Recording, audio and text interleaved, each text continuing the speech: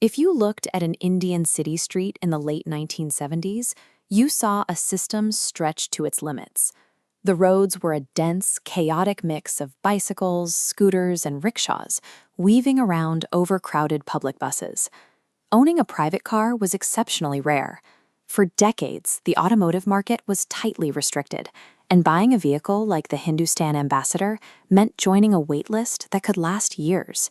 It was a status symbol reserved almost entirely for politicians and the wealthy. This lack of access physically restricted the growing middle class. Without a reliable way to commute longer distances, professional and social life remained confined to the immediate radius of public transit lines. For millions of families, the prospect of relocation or better employment was often limited by the distance they could travel on two wheels. The push to solve this problem came from the highest levels of the Indian government. Prime Minister Indira Gandhi's administration backed a highly publicized initiative to build an affordable, mass-market vehicle for the everyday citizen. The project was initially spearheaded by her son, Sanjay Gandhi. It faced intense public skepticism and political friction from the start. Progress was slow, resources were mismanaged, and the initiative was largely viewed as a failing political vanity project rather than a viable industrial plan. To salvage the operation, the Indian government looked abroad for a partner willing to take a massive risk on a closed economy. They found their lifeline in Japan's Suzuki Motors, led by Osamu Suzuki. Suzuki brought exactly what the Indian project lacked: modern manufacturing discipline and direct technological transfer. They implemented Japanese assembly line techniques, streamlined supply chains, and trained a local workforce to build reliable engines at scale. The formation of Maruti Udyog represented a major shift in the state's approach to industrial production. It was a high-stakes experiment in modernizing a manufacturing sector that had been isolated for decades. In 1983, the first vehicles rolled off the line. The Maruti 800 didn't sell on luxury or horsepower. It sold on pure accessibility. For the first time, a reliable private car was priced within reach of a standard middle-class salary. It quickly became a fixture of daily life. Entire families squeezed into the compact frame for their first independent road trips. It became a staple gift at weddings and the backdrop for thousands of generational memories. The demand was immediate and overwhelming. Hundreds of thousands of units were sold in the first few years alone, bridging geographic and demographic lines across the entire country. By putting four wheels in the driveway, Maruti delivered a physical, tangible proof of independence and upward mobility for the Indian middle class.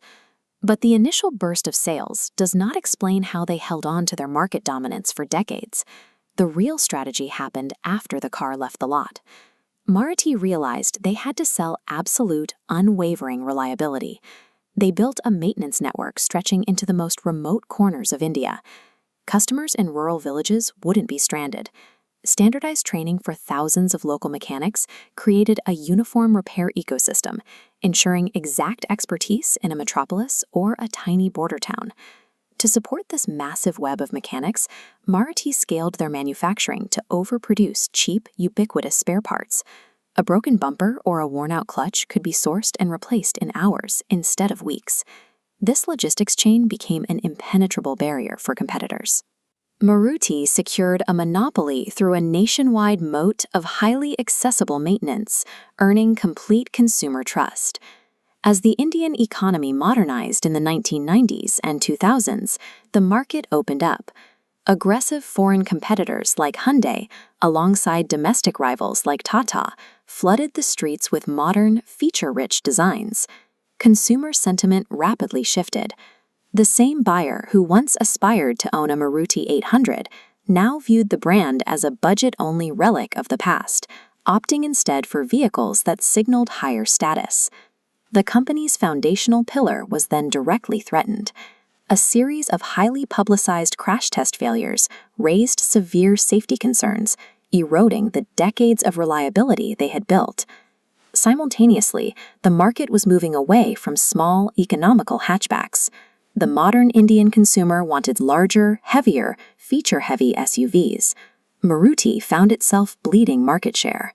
The basic definition of what made a car desirable in India had completely evolved, and the giant was suddenly struggling to keep up. To survive, Maruti executed a massive strategic pivot. They launched the Nexa retail network, a distinct chain of dealerships specifically designed to shed their budget image without alienating their traditional buyers. This was a carefully calculated psychological move. By physically separating their higher-end models into sleek, premium showrooms with dedicated relationship managers, they successfully captured aspirational, higher-income buyers who otherwise would have gone to foreign brands. They backed this up by aggressively overhauling their product line. Maruti rolled out modern SUVs like the Vitara Brezza and integrated hybrid technology to directly meet the new consumer demand. Engineering better engines was only part of the solution. To reclaim their dominance, they completely redesigned the psychological experience of buying and owning their cars. Look at an Indian highway today, and the reality is entirely unrecognizable from the chaotic, restricted streets of the 1970s. The nation is fully motorized, operating on modern, high-speed infrastructure. Through its pivot, Maruti Suzuki successfully upgraded its technology and modernized its retail experience. But crucially, they retained the deep, localized trust and maintenance network they spent the 1980s meticulously building. Long-term dominance is achieved by embedding a brand so deeply into a nation's infrastructure and its daily routines that the company becomes an inseparable part of a country's family history.